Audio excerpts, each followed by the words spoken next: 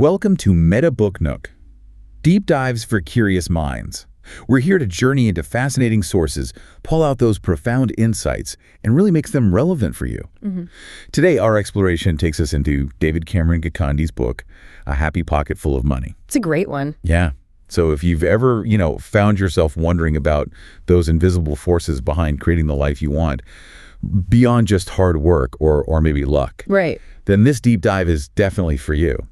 What if? Just what if the reality we experience is way more responsive to our inner world than we usually think? Well, that's exactly what the book dives into. It really challenges a lot of conventional wisdom, doesn't it? It invites us to see the universe as governed by these precise, predictable laws. Okay. And it's this fascinating synthesis, suggesting our thoughts, our imagination, and really our fundamental state of being. Okay. These are the main architects of what shows up outside us. So pulling together different threads. Exactly. We're talking spirituality, insights from quantum physics, which, at a basic level suggests observation itself can influence reality and really practical strategies you can use right away. Okay, that sounds like quite a mix. Yeah. A lot to unpack, definitely. So get ready, everyone, because we're about to uncover some, truly surprising ideas about time, about your mind, and your own power to manifest abundance. Yeah. We're going to get into why the book says now is the only moment that truly exists, and importantly, how you can leverage that for a richer life. Let's do it. So one of the most captivating concepts, and honestly, it's a bit mind-bending, It is. this idea that time, how we usually see it flowing past, present, future, that it's fundamentally an illusion. This is where it gets really interesting. And what's truly fascinating here is how the book argues that the only time that genuinely exists is now. Just this moment. Only now. It's only now. And it pulls from some heavy hitters insights from quantum physics, which really messes with our linear view, but also ancient spiritual teachings. Figures like Buddha, even Einstein gets a mention. Wow. So the past and future, they're described as these persistent illusions, concepts in our mind, basically. Gikandi actually quotes something like, "Annihilate the mind, you will go beyond time. You will live in the eternal." Whoa. Annihilate the mind. That's it. Intense, but it really reframes everything. It's a radical reframe, yeah. So, okay, if now is all there is, Yeah. what does that do to things like setting goals or, using deadlines? We all do that. Great, we do. The book suggests those traditional deadlines might actually slow us down. Exactly. And it makes you ask, why do we set these arbitrary deadlines? If the book's premise holds that nothing is difficult for the source God, this sort of universal creative intelligence, and any outcome could happen instantly, then picking some random date way out there, it can apparently introduce fear and doubt. Fear and doubt. And those things make detachment difficult. And detachment, Gikandi stresses, is really crucial for getting the best results. Okay, detachment. That word can sound a bit cold, maybe. What does the book really mean by it? Is it like not caring if you get your goal? That's a really important question. And no, it's definitely not about apathy or not caring. Not at all. It's more about detaching from the how and the when. You set your clear intention, you visualize it like crazy, make it real inside, and then you let go of the anxiety about how it's going to happen or exactly when. Yeah. You trust the universe or source to handle the details. It's freedom from needing the outcome in a specific way. So less, one day I'll be a millionaire. Right. Less of that future chasing. Instead, the book says, think, act, feel in the I am present tense. I am now a millionaire. Even if the bank account doesn't show it yet. Especially then. It's about embodying that reality internally first. That's the command. So it's an energy shift, Yeah. a whole internal state shift. That Right. feels radical, flips the script, right? Yeah. Instead of us chasing the future, we bring our focus here, now, and let the future kind of chase us, meet us here. Precisely. That's a great way to put it. Because the universe, as the book explains it, can only send you stuff, clues, people, opportunities right here in the present moment of now. It doesn't operate in the future, we imagine. Exactly. That future only exists in our heads. So to manifest, you have to be the person who already has the thing right now. Like, how would a millionaire act or think right now? Yes. How would you speak? How would you carry yourself, make decisions? The idea is that this mental and energetic shift changes your vibrational alignment. Okay. And then you start noticing opportunities you missed before. You act more confidently because deep down you feel like success is already done. Okay, so now is the PowerPoint, and we shape it with our minds. Yeah. Our imagination, our thoughts. The book calls them the blueprints of life. That's a core idea, yeah. Stated very clearly, life is images of the mind expressed. The argument is the universe literally uses your thoughts, your mental pictures as instructions, like actual instructions for building your reality. So if you want wealth, you need crystal clear images and thoughts consistently, not vague stuff. So not just a nice car, right, but envision the exact car. It's make, model, color, options. Get specific. The book even suggests, go to a dealership, look it up online, really get that precise image. And do it often. Daily practice. Even an hour a day, it suggests, to keep those images vibrant and consistent, not random. That emphasis on detail and consistency really points to the subconscious mind, doesn't it? Yeah. Especially that idea that it can't tell what's real from what's imagined. Exactly right. Gikandi states the subconscious cannot distinguish between real and imagined experiences. Which makes things like visualization incredibly powerful, yeah. He even mentions lucid dreaming, becoming aware in your dreams so you can consciously create scenarios there. Powerful visualization. So you're practicing the reality you want. You are. The ultimate goal, as he puts it, is raising your awareness across all levels. Conscious, subconscious, and what he calls the superconscious. Superconscious. Think of it like a deeper universal intelligence, a field of all possibilities.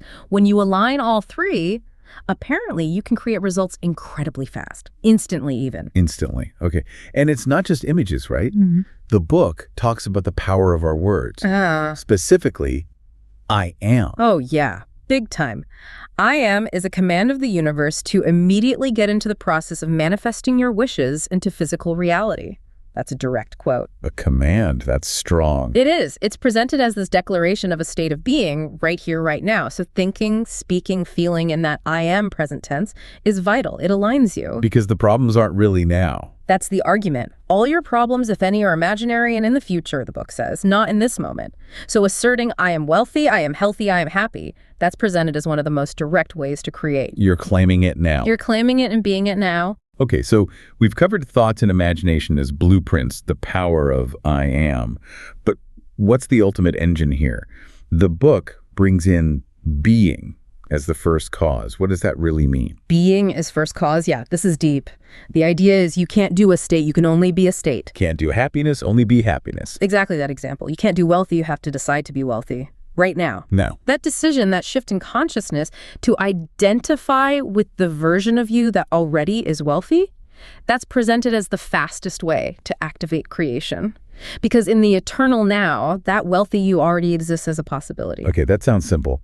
But deciding to be wealthy right now when maybe things look different outside, that's a big mental leap for people. How do you do being? It's less about doing and more about choosing. It's not ignoring your current situation, but choosing your inner state regardless. Okay.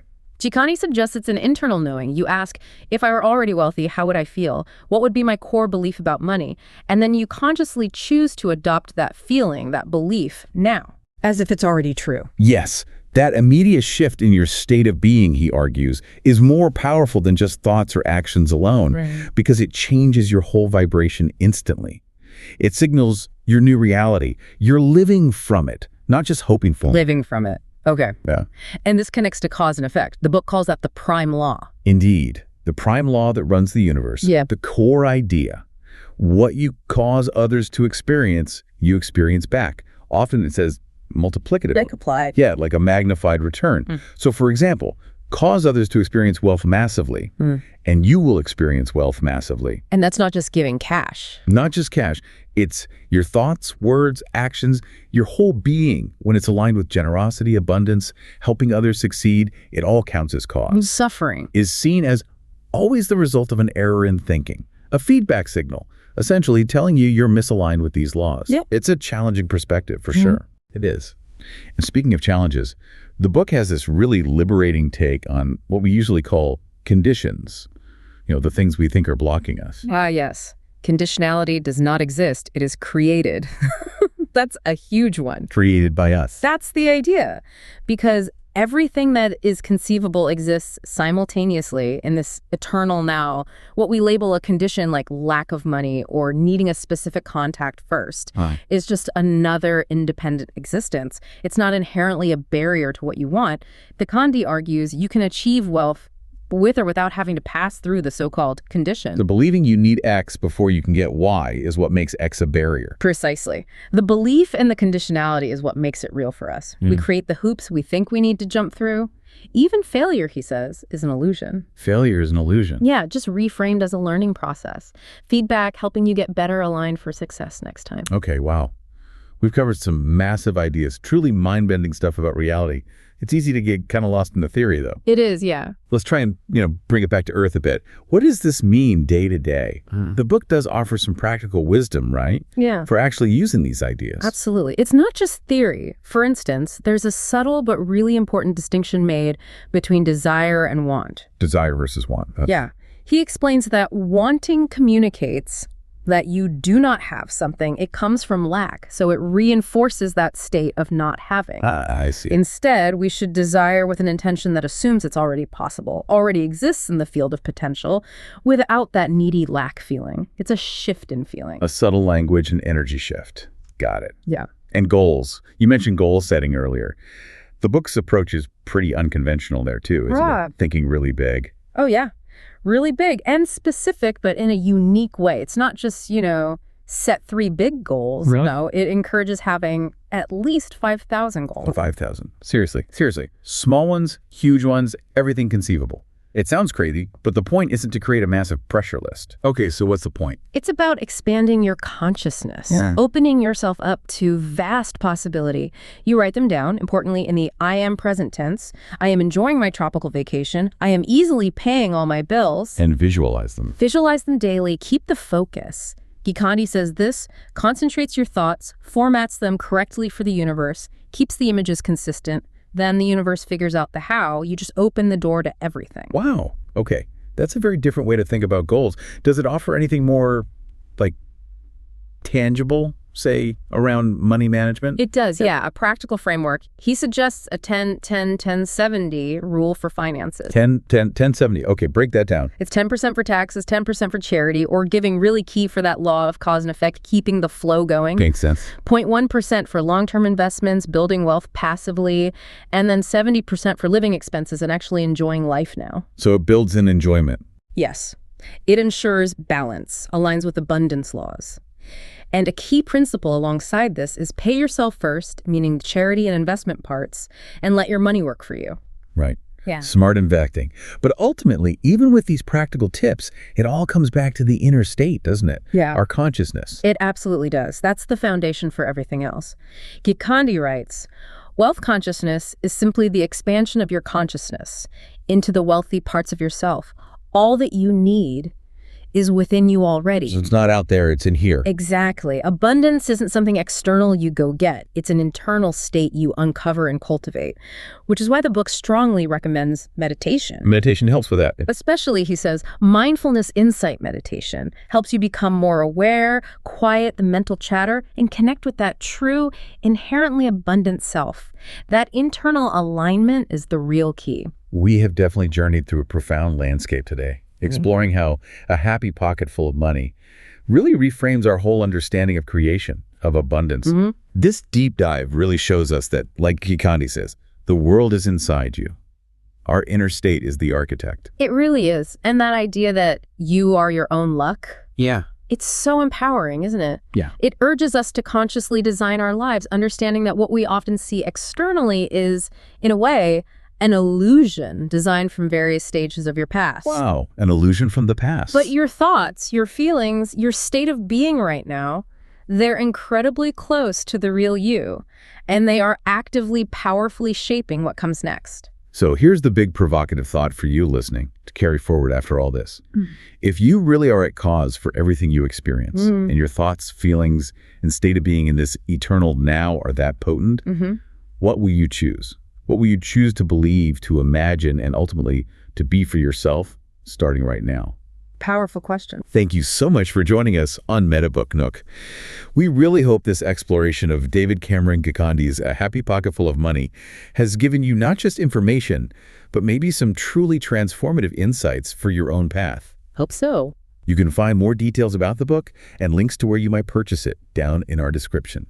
Please do tune in next time for another deep dive into the ideas shaping our world. Looking forward to it. Until then, keep exploring, keep questioning, and keep designing your happiest, wealthiest life.